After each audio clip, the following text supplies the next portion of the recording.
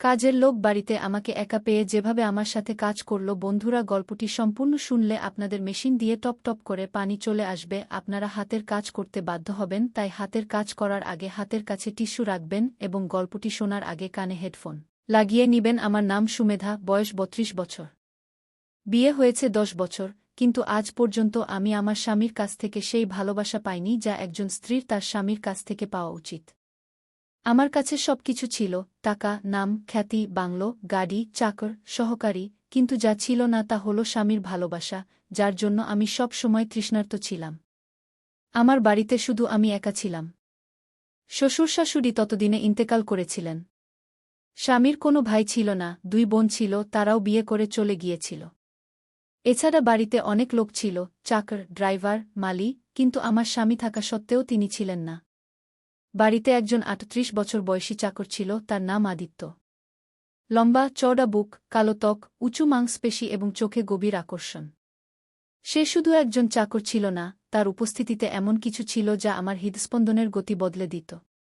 সেদিন দুপুরে আমি ঘরে একা ছিলাম। গরম বেশি ছিল, তাই আমি শুধু একটি হালকা নাইটি পরেছিলাম। ঘামের হালকা ফোঁটা গলা থেকে বুক পর্যন্ত নেমে আসছিল। ঠিক তখন দরজায় কড়া নাড়ল। চাকর বলল, ম্যাডাম, আমি ভিতরে আসতে পারি? তার গম্ভীর কণ্ঠ শুনে আমি একটু চমকে উঠলাম। আমি বললাম, হ্যাঁ, আসো। সে ভিতরে এল, তার হাতে ঝাড়ু ছিল। আমি উঠে পাশের আয়নায় চুল ঠিক করতে লাগলাম। তার দৃষ্টি আমার উপর ছিল, আমি তা অনুভব করতে পারছিলাম। সে নিচু হয়ে মেঝে পরিষ্কার করতে লাগল, তার বাহুর শিরা ফুলে উঠেছিল। শার্টের নিচে তার কাঁধের মজবুত গড়ন স্পষ্ট দেখা যাচ্ছিল। হঠাৎ ঝাড়ু আমার শাড়ির পল্লবে আটকে গেল। সে বলল, সরি ম্যাডাম, এবং দ্রুত ঝাড়ু সরানোর চেষ্টা করল। কিন্তু তার আগেই আমার শাড়ি একটু সরে গেল। আমার হৃদয় দ্রুত স্পন্দিত হতে লাগল। সে ইচ্ছা করেও তার দৃষ্টি সরাতে পারল না। আমি চাইলেও কিছু বলতে পারলাম না। ঘরে একটা অদ্ভুত গরম অনুভূত হচ্ছিল, কিন্তু তা শুধু আবহাওয়ার কারণে নয়। সেই মুহূর্তের পর কিছু বদলে গিয়েছিল। আদিত্যের চোখে এমন কিছু ছিল যা আগে ছিল না, বা হয়তো ছিল কিন্তু আমি কখনো অনুভব করিনি। তার দৃষ্টি আমার থেকে সরছিল না, আর আমার শ্বাস দ্রুত হতে লাগল। আমি তাড়াতাড়ি শাড়ির পল্লব ঠিক করলাম এবং নিজেকে সামলে নেওয়ার চেষ্টা করলাম। বললাম, আদিত্য, বাইরে যাও। আমার কণ্ঠ মৃদু ছিল, কিন্তু তাতে একটা কম্পন ছিল যা আমি নিজেও অনুভব করতে পারছিলাম। সে কিছু না বলে ঝাড়ু নিয়ে চলে গেল। কিন্তু সে চলে যাওয়ার পরও ঘরের বাতাসে সেই অনুভূতি থেকে গেল। সেই রাতে ঘুম যেন চোখ থেকে কয়েক মাইল দূরে ছিল। আমি বারবার পাশ ফিরলাম, কিন্তু মন অস্থির ছিল। শরীরে হালকা ঘামের আস্তরণ ছিল, যা আরও অদ্ভুত অনুভূতি দিচ্ছিল। কখনো পা চাদর থেকে বের করলাম, কখনো নিজেকে গুটিয়ে নিলাম। ভিতরে কিছু যেন উথালপাথাল করছিল, হয়তো সেই অনুভূতি যা এতদিন অদেখা ছিল, কিন্তু এখন সব সীমা ভেঙে ফেলতে ব্যস্ত ছিল। আমি জানালা থেকে তাকালাম, আদিত্য তখনও বাইরে ছিল। তার মজবুত বুক থেকে ঘামের ফোঁটা পড়ছিল, আর সে তার চুলে আঙুল বুলাচ্ছিল। হঠাৎ আমার দৃষ্টি তার হাতে পড়ল, মজবুত, শিরাউচানো হাত। সে তার বুকের ঘাম মুছছিল, আর কেন জানি আমার শ্বাস নিজে থেকেই সঙ্গীত বন্ধ হয়ে যাচ্ছিল। রাত তখন ১২টা বাজে গিয়েছিল এবং সেই রাতে হঠাৎ আমার রুমের এসি কি হয়েছিল জানি না, এটি বন্ধ হয়ে গিয়েছিল। আমি আদিত্যকে ডাকলাম এবং সে চলে এলো। সে বলল, বলুন ম্যাডাম, কি হয়েছে? আমি বললাম, আমার রুমের এসি চলছে না, বাইরে থেকে কোনো মিস্ত্রি ডেকে এটিকে ঠিক করিয়ে দাও। সে বলল, জি ম্যাডাম, এখনই যাচ্ছি। প্রায় আধা ঘন্টা পরে সে ফিরে এলো এবং বলল, ম্যাডাম, এত রাতে কোনো এসি ঠিক করার লোক পাওয়া যাচ্ছে না, মাফ করবেন ম্যাডাম। এখন তো কাল সকালেই এসি ঠিক হবে। এবং সে চলে গেল। যেই সে গেল, যেন আমার রুহ আমার শরীর থেকে বেরিয়ে গেল। আমি এখনও তার জন্য অপেক্ষা করছিলাম, কিন্তু সে আসেনি। তারপর সকালে আমি তাকে বললাম, যাও এখন এসি ঠিক করার লোককে নিয়ে এসো। সে নিতে গিয়েছিল, কিন্তু বলল, ম্যাডাম, সে প্রায় আধা ঘন্টায় আসবে। আমি বললাম, কিন্তু আমার খুব গরম লাগছে। সে দরজার কাছে দাঁড়িয়েছিল, তার চোখে গভীর দীপ্তি ছিল, তার শক্ত হাত চৌকাঠে ঠেকানো ছিল, এবং আমি তার নিঃশ্বাসের হালকা গরম অনুভব করলাম। তারপর সে বলল, যদি চান তাহলে বাইরে লনে বসে পড়ুন, ঠান্ডা হাওয়া বইছে। সে বলল, কিন্তু আমি জানতাম এই গরম শুধু হাওয়ায় ঠান্ডা হবে না। আমার ভেতরে একটা অদ্ভুত অস্থিরতা ছিল। আদিত্যের পুরুষালী ভাব, তার রব, তার গভীর কণ্ঠস্বর, সবকিছু আমাকে সেই মানুষের কথা মনে করিয়ে দিচ্ছিল যে একসময় আমার জন্য ঠিক এমনই ছিল। আমার স্বামী বিশাল, যে এখন শুধু নামের সম্পর্ক। আমি আদিত্যের দিকে তাকালাম, কিন্তু আমার মনে বিশালের ছবি ভেসে উঠল। আগে যখন সে আমার কাছাকাছি আসত, আমার কোমরে হাত দিত, তখন আমার নিঃশ্বাস ভিজে যেত। সে আমাকে তার বাহুতে জড়িয়ে ধরলে আমি একদম গলে যেতাম। সে আমার চোখে তাকালে আমি ভুলে যেতাম দুনিয়ায় আর কেউ আছে। কিন্তু এখন যখন সে বাড়ি আসে, শুধু ফোনে ব্যবসার কথা হয়। এখন আমার চোখের খোঁজ, আমার অর্ধেক তৃষ্ণা তার চোখে পড়ে না। এখন যখন আমি তার বাহুতে যাই, সে শুধু একটা আনুষ্ঠানিকতা পালন করে, একটা মেশিনের মতো, যাতে না কোনো চাহিদা আছে, না সেই পুরনো ব্যাকুলতা। এখন সে আমাকে স্পর্শ করে না, যেন আমি একটা পুরনো বই হয়ে গেছি, যা আলমারিতে রাখা আছে কিন্তু কখনো খোলা হয় না। কিন্তু আদিত্য, তার চোখে সেই টান ছিল যা আমার ভেতরে একটা ভুলে যাওয়া আগুন জ্বালিয়ে দিচ্ছিল। আমি আমার গলা পরিষ্কার করে বললাম, তুমি যাও, তোমার কাজ করো। সে হালকা হাসল, কিন্তু তার চোখ সব বলে দিল। ঠিক আছে ম্যাডাম, বলে সে চলে গেল। আধা ঘন্টা পরে এসি ঠিক করার লোক চলে এলো এবং সে ঠিক করে চলে গেল। পরের দিন বিশাল বাড়ি আসার কথা ছিল, কিন্তু আমি জানতাম সে আমাকে 1 সেকেন্ডও দেবে না। আমি দুপুরে রান্নাঘরে দাঁড়িয়েছিলাম। সে বলল, শোনো, আমার শার্ট প্রেস হয়েছে? সে আমার দিকে না তাকিয়েই জিজ্ঞেস করল। আমি বললাম, হ্যাঁ, আদিত্য প্রেস করে এনেছে। বিশাল প্রথমবার নজর দিল আদিত্যের দিকে। আমি বললাম, হ্যাঁ, সেই নৌকর যে তোমাকে কখনো দেখা যায় না। বিশাল আমার দিকে তাকাল, তারপর আদিত্যের দিকে, যে লনে গাছে পানি দিচ্ছিল। ঘামে ভেজা শরীর, শক্ত বাহু আর সেই চকচকে আকর্ষণ। আমি জানতাম এই মুহূর্তে বিশালের চোখ যা দেখছে তা একজন পুরুষের দৃষ্টিতে দেখছে। বিশাল বলল, তুমি এটাকে বেশি কাজ করিও না, আমি অন্য নৌকর রাখাব। বিশাল বলল। আমি হালকা হেসে বললাম, কাজে ক্লান্ত হয় মানুষ, কিন্তু তোমাকে কি জানি ক্লান্তি কি জিনিস? বিশাল কিছু বলল না। সে কি জানবে আমিও এখন ক্লান্ত হয়ে পড়েছি অপেক্ষায়, অর্ধেক ইচ্ছায়, আর সবচেয়ে বেশি একটা নামের সম্পর্কে। বিশাল আমাকে একদৃষ্টে তাকাল, কিন্তু আমি নত করলাম না। প্রথমবার হয়তো আমি চাইছিলাম সে অনুভব করুক যে আমি এখন শুধু তার নাম নিয়ে বাঁচতে পারব না। একজন নারী শুধু টাকায় নয়, ভালোবাসা আর চাহিদায় বাঁচে। সে কিছু বলতে যাচ্ছিল, ঠিক তখনই আদিত্য ভেতরে ঢুকল। ঘামে ভেজা, হাতে ভেজা কাপড়, আর টি-শার্ট এতটাই আটকে গিয়েছিল যে তার বুকের পেশি স্পষ্ট দেখা যাচ্ছিল। সে বলল, ম্যাডাম, লনের কাজ শেষ, এখন আমি ভেতরের পরিষ্কার করে দিই। তার গম্ভীর কণ্ঠে সেই গভীরতা ছিল যা আমার নিঃশ্বাসের গতি বদলে দিত। বিশাল তাকে উপর থেকে নিচ পর্যন্ত দেখল। হয়তো প্রথমবার সে বুঝতে পারল যে আদিত্য শুধু একজন নৌকর নয়, একজন পুরুষও। বিশাল বলল, না থাক, এখন বাইরে গিয়ে গাড়ি পরিষ্কার করে দাও না। আদিত্য আমার দিকে তাকাল, এবং আমাদের চোখে চোখে দেখা হল, এবং আমার আঙুল নিজে থেকেই সঙ্গীত হয়ে গেল। তারপর আমি রান্নাঘরের দিকে এগিয়ে গিয়ে নিজেকে সামলানোর চেষ্টা করলাম। ভেতরে গিয়ে ঠান্ডা পানি বিশালকে বলা হল, একটু আমার কথা শুনবে? বিশাল মাথা না তুলেই বলল, বলো দ্রুত। আমার অনেক কাজ আছে।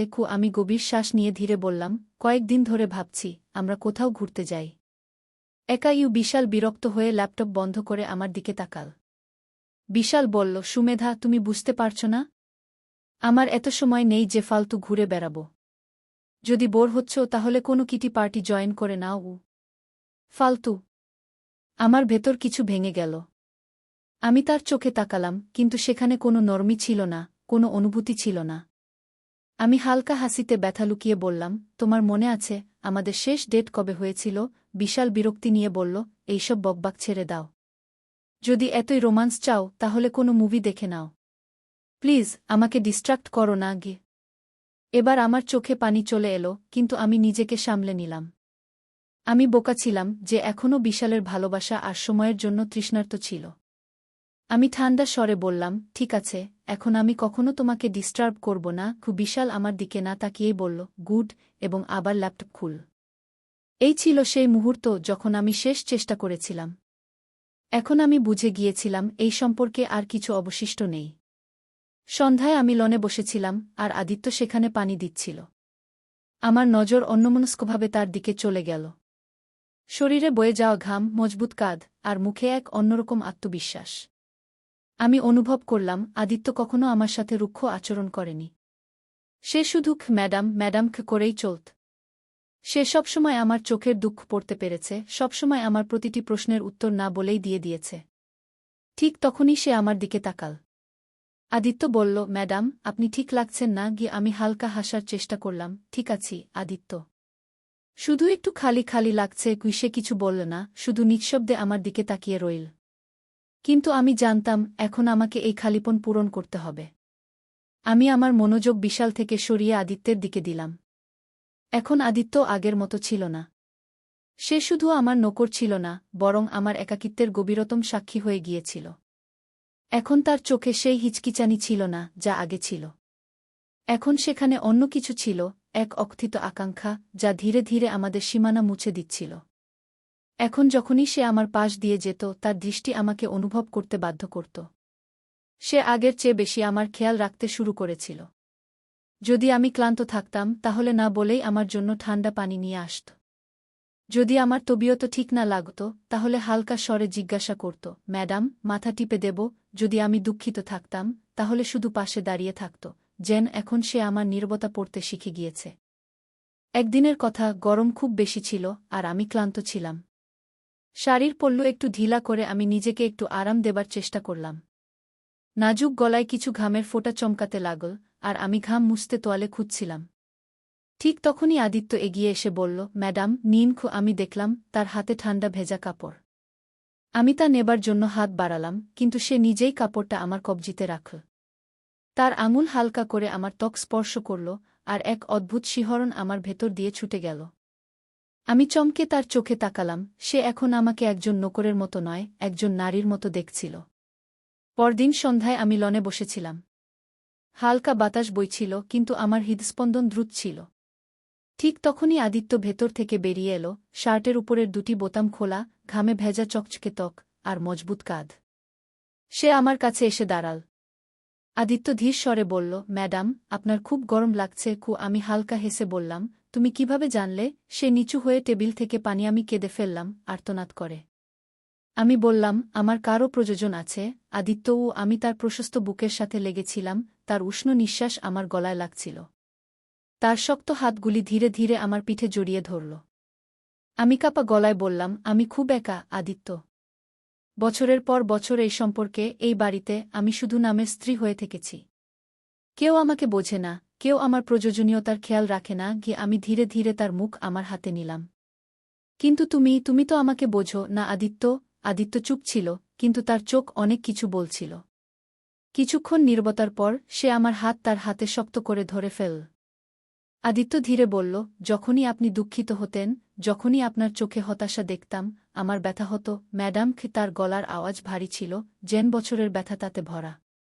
কতবার ইচ্ছা হয়েছে আপনাকে বলি যে আমি আপনাকে কতটা পছন্দ করি, যে যখন আপনি হাসেন, মনে হয় আমার পৃথিবী সম্পূর্ণ হয়ে যায়। কিন্তু আমি শুধু একজন চাকর ছিলাম, কিছু বলতে পারিনি। সে গভীর শ্বাস নিল। কিন্তু এখন আর নয়। এখন আমি আপনাকে একা থাকতে দেব না, ম্যাডাম। আমি তার আঙুল আমার ঠোঁটে ছুঁইলাম। আমার চোখ ভিজে গিয়েছিল। এখন আমাদের মধ্যে কোনো দেয়াল ছিল না, কোনো সংকোচ বা ভয় ছিল না। এখন আমরা দুজন শুধু দুটি অসম্পূর্ণ আত্মা নই, বরং একে অপরের নিজের মানুষ। 2 দিন কেটে গিয়েছিল। বিশাল বাড়ি ফিরে এসেছিল, কিন্তু এখন তার উপস্থিতি আমার কাছে কোনো পার্থক্য করত না। আমি এখন সম্পূর্ণরূপে আমার সিদ্ধান্তে অটল। আমি কোনো তর্ক না করে ডিভোর্সের কাগজপত্র বের করে তার টেবিলে রেখে দিলাম। সে কিছুক্ষণ কাগজপত্রের দিকে তাকিয়ে থাকল, তারপর আমার দিকে তাকাল। আমি কোনো আবেগ না দেখিয়ে বললাম, এই সম্পর্কে এখন আর কিছু অবশিষ্ট নেই বিশাল। আমরা দুজন শুধু একটি ভান বজায় রেখেছি। বিশাল কোনো প্রশ্ন করল না, কোনো রাগ দেখাল না। সে কলম তুলে নীল এবং নিঃশব্দে কাগজে সই করে দিল, যেন সে বছরের পর বছর এই মুহূর্তের অপেক্ষায় ছিল। আমি হালকা হাসি দিয়ে বললাম, এই সিদ্ধান্ত আমাদের দুজনের জন্যই সঠিক। বিশাল মাথা নাড়ল, হ্যাঁ সুমি।